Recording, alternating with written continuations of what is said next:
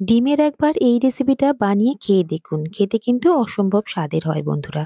নমস্কার, আমি অসীমা। আমার আবার একটি নতুন রেসিপিতে আপনাদের সবাইকে স্বাগত জানাই। আমার আজকের রেসিপিটি বানানোর জন্য লাগছে আমাদের ডিম। ১ম এ আমি কয়েকটা ডিম সিদ্ধ করে নিচ্ছি। এখানে আমি ৬ খানা ডিম নিয়েছি। আপনারা আপনাদের প্রয়োজন অনুযায়ী ডিমটা নিয়ে নেবেন।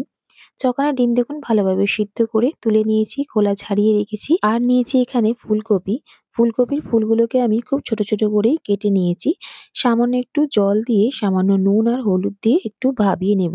খুব কিন্তু ভালোভাবে সিদ্ধ করবার দরকার নেই। একটু ভাবিয়ে নিলেই হবে। তাহলে এর থেকে যে পোকা থাকলে সেটা কিন্তু বেরিয়ে যাবে।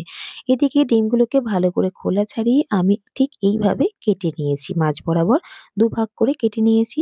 সামান্য একটু নুন আর হলুদ দিয়ে ভালো করে চারিদিকে একটু নুন হলুদটাকে মাখিয়ে নিতে হবে। এবার ফ্রাই প্যান গ্যাসের ওভেনে বসিয়ে দিলাম। তার মধ্যে নিয়ে নিচ্ছি পরিমাণ মতন তেল। আমি এখানে সর্ষের তেল ব্যবহার করছি। আপনারা আপনাদের পছন্দ অনুযায়ী তেলটা ব্যবহার করবেন।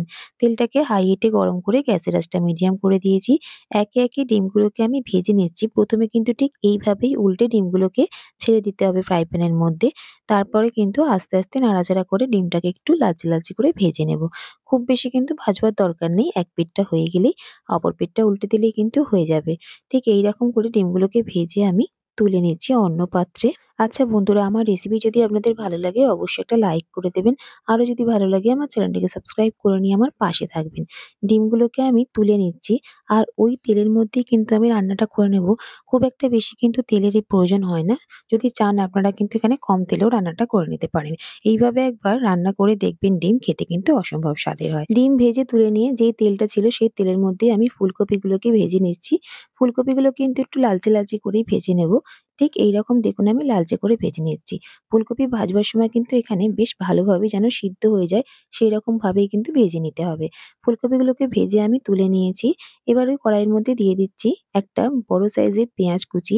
ভালো করে কুচি করে পেঁয়াজটাকে দিয়ে দিয়েছি। এবার একটু নাড়াচাড়া করে পেঁয়াজটাকে লালচে, লালচে করে ভেজে নিচ্ছি। পেঁয়াজ দেখুন ঠিক এরকম ভাজা হয়ে আসবে। তার মধ্যে দিয়ে দিচ্ছি ঝালের জন্য আমি কাঁচা লঙ্কা।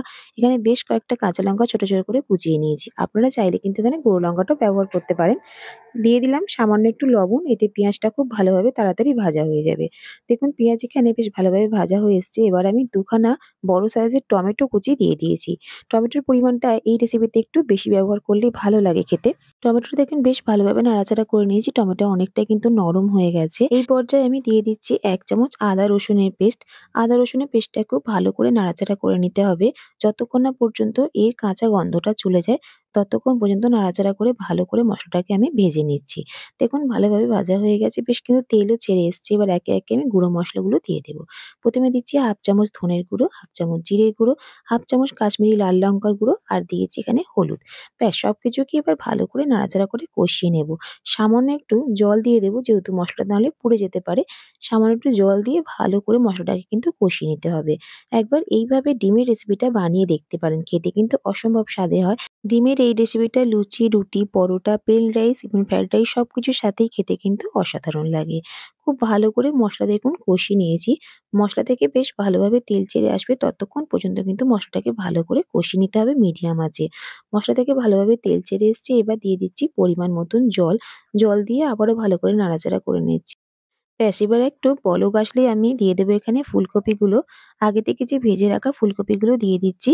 নাড়াচাড়া করে ফুলকপিটাকে ভালো করে মিশিয়ে নিচ্ছি। গ্যাসের আঁচ কিন্তু মিডিয়ামের থেকে আরেকটু হাই করে দিয়েছি। ভালোভাবে দেখুন একটুখানি এটাকেও আমি মিশিয়ে নিয়েছি মসলার সাথে। তারপরে কিন্তু একে, একে যে ডিমগুলো ভেজে রেখেছিলাম সেগুলো আমি উপরের থেকে দিয়ে দেবো। এখানে কিন্তু ফুলকপি বেশ ভালোভাবে সিদ্ধ হয়ে গেছে। আর খুব বেশি কিন্তু সিদ্ধ করবার দরকার নেই। এবার পরিমাণ মতন আমি জল দিয়েছি। আপনারা চাইলে জলের পরিমাণটা আরেকটু বাড়িয়ে নিতেও পারেন। আমি এই জলেই কিন্তু রান্নাটা করে নেব। খুব বেশি জলের প্রয়োজন হয় না। যেহেতু ফুলকপি আগে থেকে ভালোভাবে ভাজা রয়েছে, খুব একটা বেশি সিদ্ধ করতেও লাগবে না। ডিম আর ফুলকপির রেসিপি কিন্তু আমার অনেকটাই রেডি হয়ে গেছে। এবার সবশেষে দিয়ে দিচ্ছি আমি ধনেপাতার কুচি। আপনারা চাইলে এখানে গরম মসলাটাও ব্যবহার করতে পারেন। আমি আজকে আর গরম মসলা দিচ্ছি না। ধনেপাতার কুচি দিলে কিন্তু আমার আজকের রেসিপিটি এক্কেবারেই রেডি। খেতে কিন্তু বন্ধুরা অসম্ভব স্বাদের হয়। অবশ্যই একবার বাড়িতে বানিয়ে দেখবেন। আজকের এই ডিম আর ফুলকপির রেসিপিটি আমি সার্ভ করে নিয়েছিলাম পরোটার সাথে। আপনারা তো কিন্তু এটা ভাতের সাথেও সার্ভ করতে পারেন। আমার রেসিপি কেমন লাগলো অবশ্যই কমেন্টে জানাবেন। আজকের মতন তাহলে এই পর্যন্তই।